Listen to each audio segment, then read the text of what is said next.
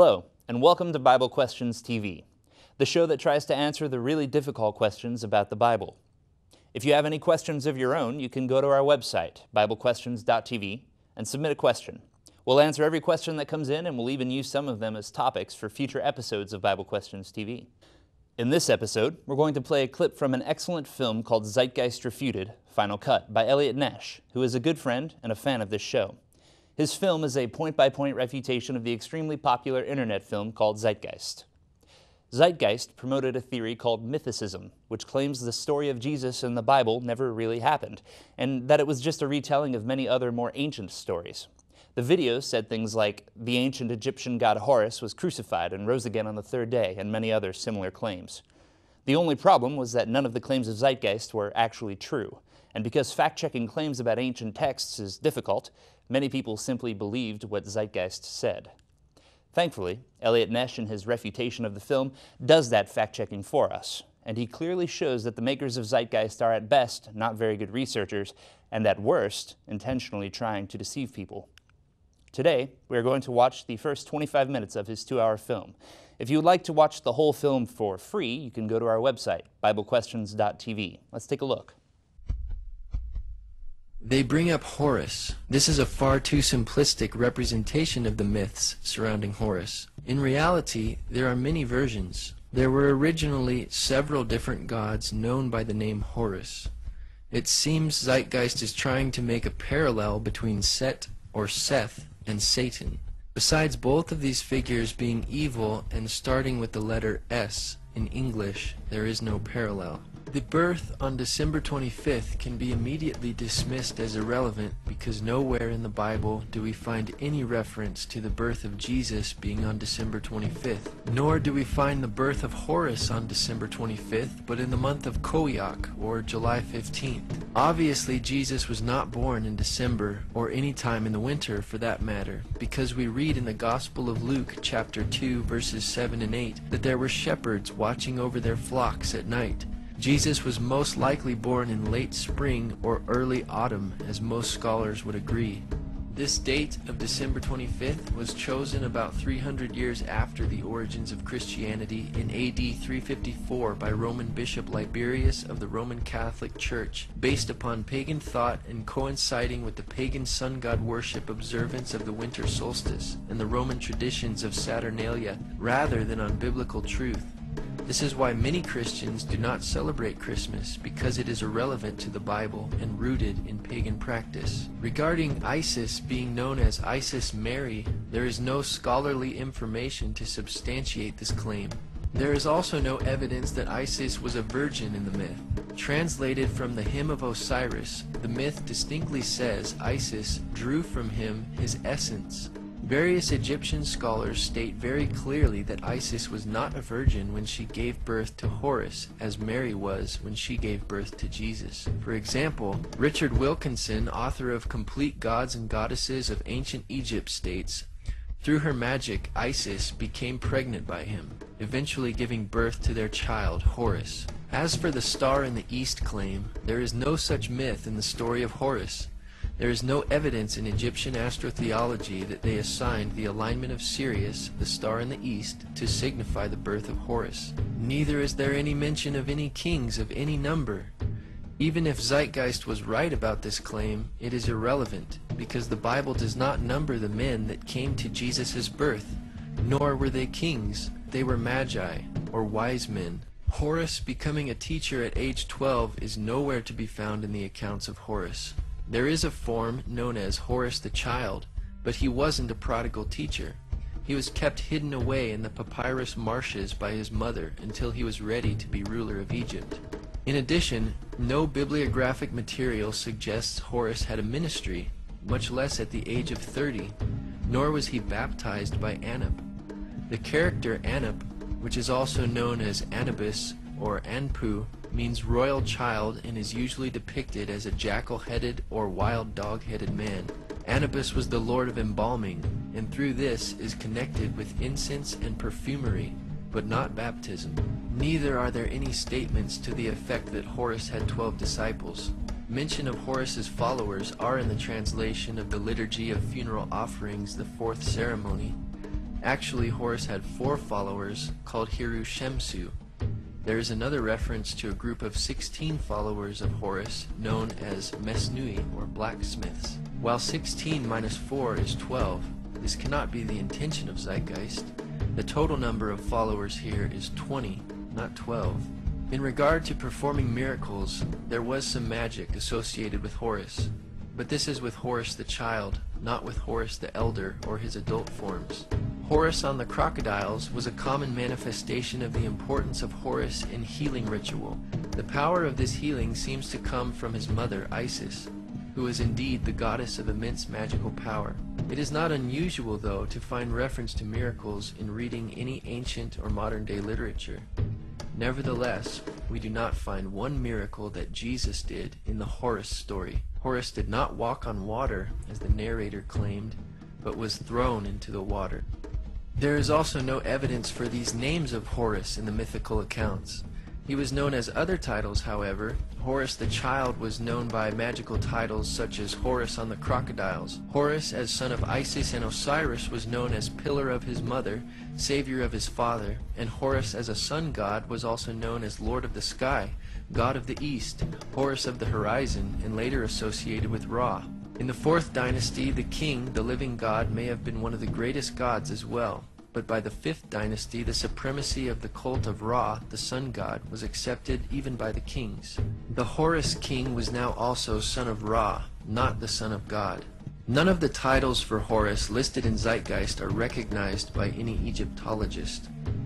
Horus was not crucified, buried for 3 days, or resurrected for that matter. In some versions, Horus had one or both of his eyes injured, but he was not killed, and it was his father Osiris who was killed, dismembered, reconstituted, and revived by Isis, his magical mother. Furthermore, death by crucifixion was not invented until long after the origins of the myths of Horus. From the earliest times, the god was depicted as a bird or falcon whose eyes are the sun and the moon, and whose breath is the cooling north wind manifested in different birds and species. Does this look like Jesus? Again, there is no primary Egyptian records prior to the New Testament to support the resemblances of Jesus and Horus. Next is Attis. Concerning the virgin birth claim, the Olympian gods, or Zeus, cut off the male organ and cast it away. There grew up from it an almond tree, and when its fruit was ripe, Nana picked an almond and laid it in her bosom. The almond disappeared, and she became pregnant. Nana abandoned the baby Attis. This is hardly a parallel to the biblical claim, but a desperate exaggeration. Again, December 25th is irrelevant.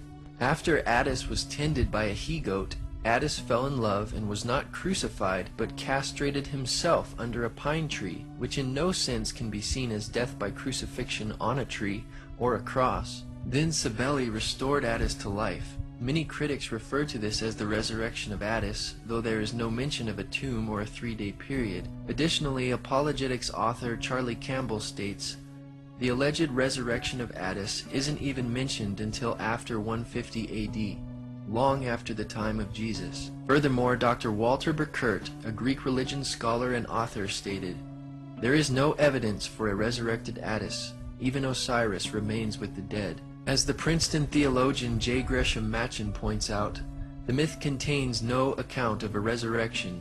All that Cybele, the great mother goddess, is able to obtain is that the body of Attis should be preserved, that his hair should continue to grow, and that his little finger should move.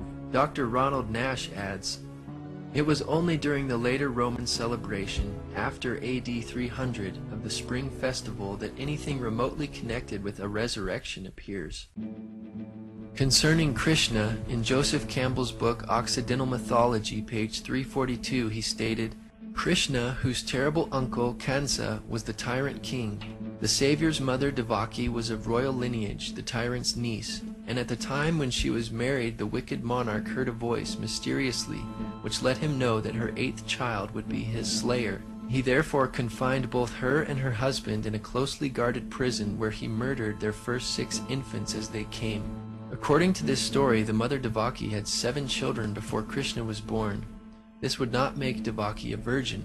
Distinguished professor of Hinduism in India, Vasudha Narayana, PhD, University of Bombay, said, "I've never heard of Krishna being born of a virgin, either through Sanskrit or vernacular texts, or even folklore. And born on December 25th, wow. The text says explicitly he was born on the 8th day of the waning moon in the month that now comes between approximately August 15th and September 14th. I can't imagine why people would sit back and cook up all these conspiracies." The only mention of stars in Krishna's birth within Hindu literature is in the Bhagavata Purana, chapter 10, 3, 1-5.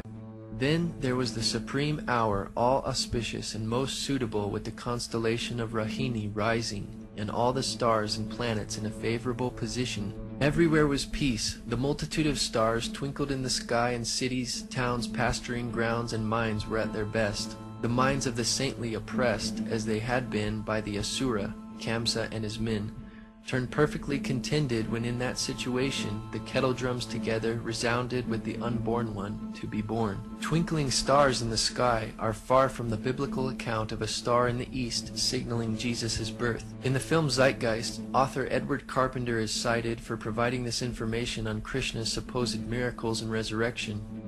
Carpenter, in his book Pagan and Christian Creeds, stated, "To go into the parallelism of the careers of Krishna, the Indian sun god, and Jesus would take too long, because indeed the correspondence is so extraordinarily elaborate." He then cites Robertson's Christianity and Mythology as a reference. Then Robertson transcribes the outline of the well-known Krishna saga as follows. "The son of Devaki, the two brothers grew up in the midst of the shepherds, slaying monsters. Arrived at adolescence, the two brothers put to death Kamsa, and Krishna became king. He continued to clear the land of monsters. After having been present at the death of his brother, he himself perished, wounded in the heel by the arrow of a hunter." Thus we read in the well-known Krishna saga that there is no virgin birth, no star, and no miracles. The comparisons are not so extraordinarily elaborate after all. Robertson also stated, "The case in favor of the assumption of Christian priority has been in a general way strengthened by the precise investigation of Hindu literature, which has gone to show that much of it, as it stands, is of far later redaction than had once been supposed." Thus, Zeitgeist cites Carpenter, and Carpenter cites Robertson, who admits that Hindu literature is of much later publication than previously assumed, and therefore any similarities between Christianity and Hinduism were borrowed by the Hindus and not vice versa. In the long Indian epic poem, the Mahabharata, Book 16, there is an account of the death of Krishna. It reads, "Having restrained all his senses, speech, and mind, Krishna laid himself down in high yoga. A fierce hunter of the name of Jara then came there, desirous of a deer. The hunter, mistaking Krishna for a deer, pierced him at the heel with a shaft and quickly came to the spot for capturing his prey. Coming up, Jara beheld a man dressed in yellow robes, wrapped in yoga, and endued with many arms. Regarding himself an offender, and filled with fear, he touched the feet of Krishna. The high-souled one comforted him, and then ascended upwards, filling the entire welkin with splendor." Krishna died and ascended, but there is still no resurrection, as claims Zeitgeist. It's hard to imagine how this blue Indian man could be mistaken for Jesus, or a deer for that matter. The only similarity we have here is an ascension, which is not even mentioned in Zeitgeist. Even if you do want to take Zeitgeist's premise that the ascension account might have been borrowed, then who borrowed from who? The earliest testimony for the complete text of the Mahabharata dates to the 1st century AD by the Greek sophist Dion Chrysostom. The available accounts of Dionysus' birth indicate that Dionysus was not born of a virgin. In the best-known myth, Dionysus was born through an affair between Zeus and a princess. In another version, Zeus mated with his daughter Persephone, and she bore Dionysus. Dr. Edwin Yamauchi, professor of history at Miami University, confirms, "There is no evidence of a virgin birth for Dionysus. As the story goes, Zeus, disguised as a human, fell in love with the princess Semele, the daughter of Cadmus, and she became pregnant." Also, not only is December 25th irrelevant to Jesus' birth, there is also no reference to Dionysus being born on December 25th in any scholarly literature. Even some of Zeitgeist's sources, Timothy Freke and Peter Gandy, note that Dionysus' birth was celebrated on January 6th by some in Alexandria. which makes it of no relevance for copycat claims. Indeed, Dionysius was a traveling teacher. At any rate, this is a vague similarity that could be found in most ancient and modern literature concerning any figure with a message to share with others. But there are differences as well. Dionysius wandered the world accompanied with wild women, flush with wine, shoulders draped with a fawn skin, whereas Jesus traveled the limited area surrounding Jerusalem, providing moral teachings. Though there are accounts of Dionysius filling empty vessels with wine, there is no reference to Dionysius turning water into wine, as Zeitgeist claimed. And it is not surprising that Dionysius performed miracles involving wine, since he was the god of wine. One historical study explains, the ancient literature says that there was a spring with clear, sparkling, wine-colored water, very pleasant-tasting water in which the newly born Dionysius was bathed. Also, a spring in the temple flowed with wine. At Elis, the priests of Dionysius placed 3 large empty cauldrons in a sealed room to find them filled with wine when they returned the next day. However, from these references it is obvious that there are significant differences between the Dionysius legend and the story in John 2. The spring flowed with water, and the one at Andros flowed with wine, not wine that had once been water. And the empty cauldrons in the Elis temple were filled with wine rather than water subsequently changed into wine. Key elements in John's story.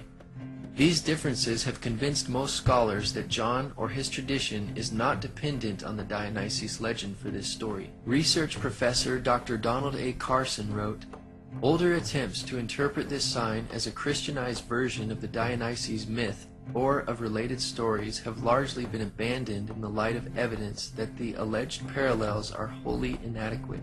Zeitgeist's source for these titles of Dionysius, Acharya S., only says he was considered the only begotten Son, Alpha and Omega, etc., not that he actually was known by these titles. She has absolutely no source for the title King of Kings, which is a generic term in the first place, and secondly does not even suit Dionysius, since Zeus was the head god according to mythology. Nor does the title Only Begotten Son suit Dionysius, since Zeus had several offspring including Athena, Apollo, Artemis, Hermes, Persephone, Dionysius, Perseus, Heracles, Helen, Minos, and Muses. James Frazer, author of The Golden Bough, is cited in Zeitgeist for this claim of the resurrection. With such an array of options, it may be no surprise that at least one variation bears a superficial resemblance to what happened to Jesus. Still, this vague description does not match with the Jewish concept of resurrection. You're going to have to give me a date for the earliest inscription, because Dionysus, I don't know anybody who thinks Dionysus is pre-Christian, not the resurrection portion. Okay, well, all I can tell you is that the myth is that he is torn apart by the Titans, eaten, and he is raised from the dead. But what is the date? I don't know the date of the, as I said, of the original, as far as any writings we have. But I know that with the myths, the Greek myths, most of our Greek myths, we do have from later collections, except we know they were told earlier because we have the vase paintings depicting them going way back in time. But the question is there a resurrection? And since we don't have any resurrection predating the 2nd century, all the way to the 4th century are the earliest ones, 2nd to 4th, we can say, well, maybe there's a resurrection there, but there's no data. Even Tim Callahan, the skeptic you just saw defending Dionysius, admits there is no crucifixion. Even the skeptic Tim Callahan critiques the movie Zeitgeist, saying, perhaps the worst aspect of Part 1 of Peter Joseph's internet film Zeitgeist is that some of what it asserts is true. Unfortunately, this material is liberally and sloppily mixed with material that is only partially true, and much that is plainly and simply bogus. The evidence for Jesus as a real historical personage, though meager, is solid. Mithra is the only one of these pagan gods mentioned that could have conceivably come in contact with Christianity. As the late Dr. Ronald Nash puts it, Mithra was supposedly born when he emerged from a rock. Unless this rock was a virgin, there is no virgin birth for Mithra. For the last time, December 25th is irrelevant to origins. The claim of Mithra having 12 disciples comes from zeitgeist sources, Acharya S., Timothy Freak, and Peter Gandy, yet there is no documentation for this claim in their books. Acharya S., Timothy Freak, and Peter Gandy now acknowledge that they got this idea of 12 disciples from a scene where Mithra is framed by 2 vertical rows of 6 pictures of what seems to be human figures and Mithra in the middle. The reliefs come from the 2nd century AD. Even if these reliefs were dated prior to Christianity, the Iranian Mithras had a single companion and the Roman Mithra had 2 helpers, which were tiny torch-bearing likenesses of Mithra himself. Mithra also had a number of animal companions, a snake, a dog, a lion, a scorpion, but not 12 of them. Mithra did perform a number of actions rather typical for any deity worldwide, true or false, and in both his Iranian and Roman incarnations. It must be remembered, however, that some general similarities would normally apply to any religious leader. However, these are not objects that require some theory of dependence.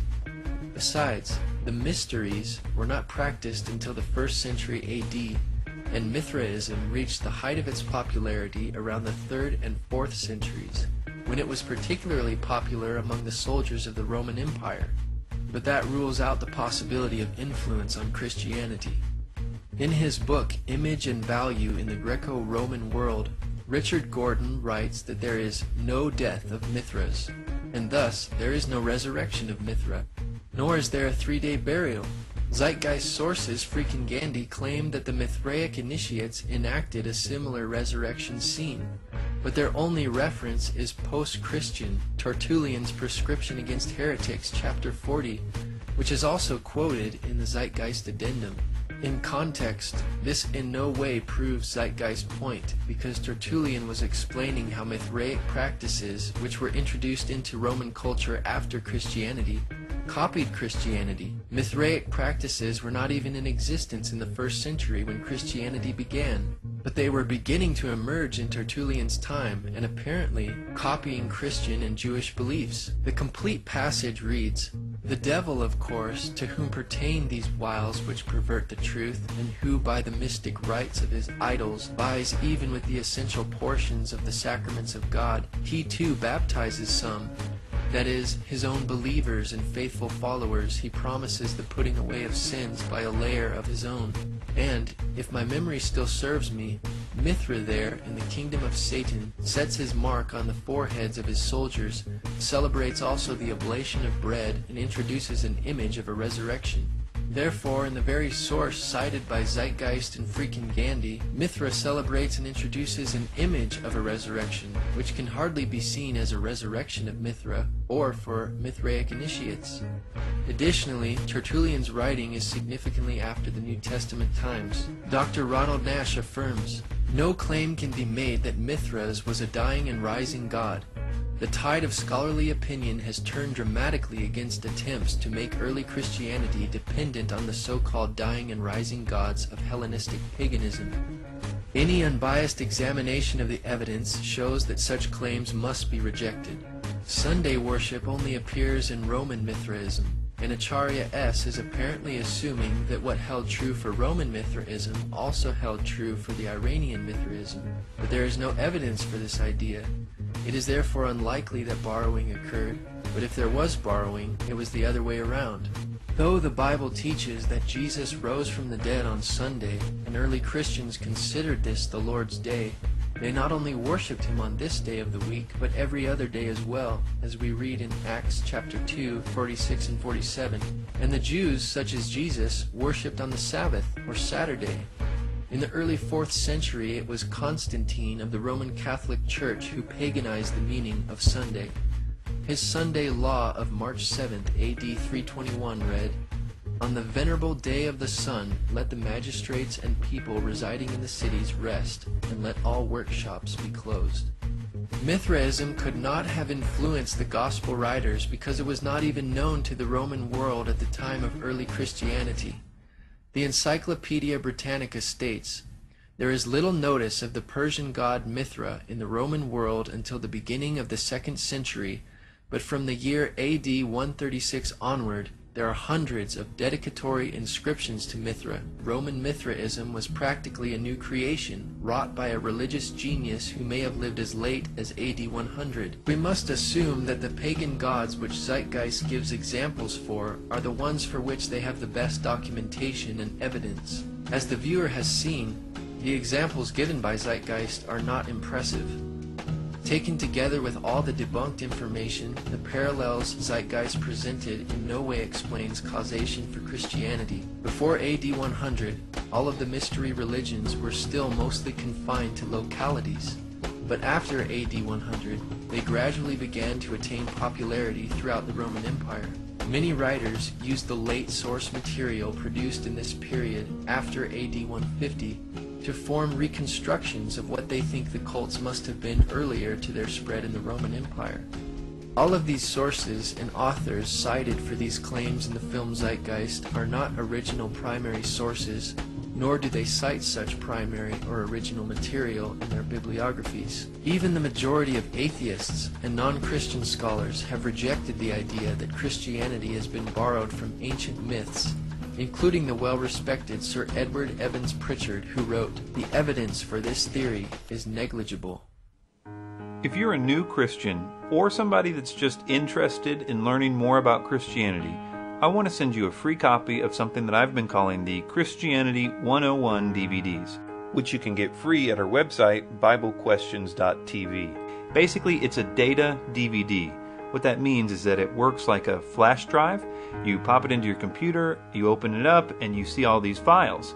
I've put MP3s, movies, ebooks, audiobooks, just all kinds of stuff. In fact, 4 gigs of material that I think will really help you grow. It's totally free. There's literally no obligation. I do this because Jesus said in the Great Commission to make disciples of all men. So you can go to our website, BibleQuestions.tv, click on the Christianity 101 banner, and tell me where to send it. And it doesn't matter what country you live in, I'll ship it to you for free wherever you are.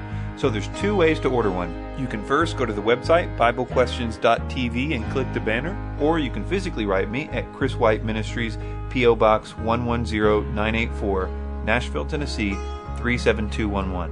Thanks a lot.